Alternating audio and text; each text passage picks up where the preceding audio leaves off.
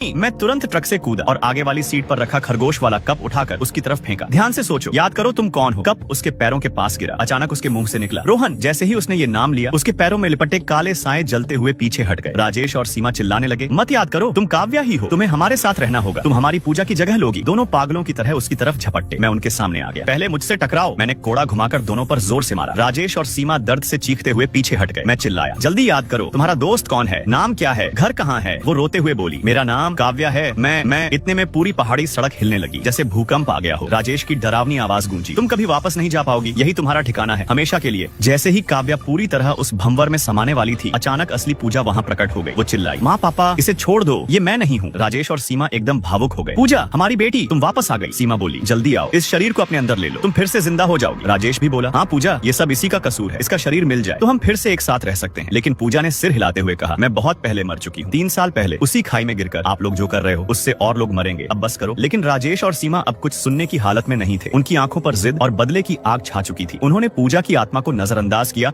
और फिर से काव्या की तरफ झपट पड़े। मैं चिल्लाया, बेटी अब सिर्फ तुम ही इन्हें रोक सकती हो। जहाँ तुम्हारा एक्सीडेंट हुआ था वही जगह इनकी सबसे बड़ी कमजोरी है। ये सुनकर पूजा ने तुरंत खाई की तरफ देखा। उसकी आंखों में अब डर नहीं बल्कि दृढ़ता थी। अचानक पूरा दृश्य बदलने लगा। पहाड़ी, सड़क, आग, कोहरा सब गायब हो गया। अब वहाँ सिर्फ अंधेरी गहरी खाई थी। यही वो जगह थी जहाँ 3 साल पहले पूजा कार से बाहर गिरकर मर गई थी। यही उनकी नफरत और दर्द की शुरुआत थी और यही उनकी सबसे बड़ी कमजोरी भी। इस मौके का फायदा उठाकर काव्या ने जोर लगाकर खुद को भंवर से छुड़ा लिया। मैं चिल्लाया, यही मौका है, भागो। मैं काव्या का हाथ पकड़कर ट्रक की तरफ भागने लगा। पीछे से राजेश चीखा, भागने मत देना, मेरी बेटी वापस करो। मैंने तुरंत अपना कोड़ा निकाला और उन तीनों सायों पर जोर से वार किया। तभी अचानक वो फूलों वाली ड्रेस पहने लड़की फिर से सामने आ गई। वो बोली, काव्या जल्दी आओ। काव्या ने उसे देखा और अचानक पहचान गई। रोहन नहीं, ये रिया है, मुझे याद आ गया, मेरा नाम काव्या है। वो बिना पीछे देखे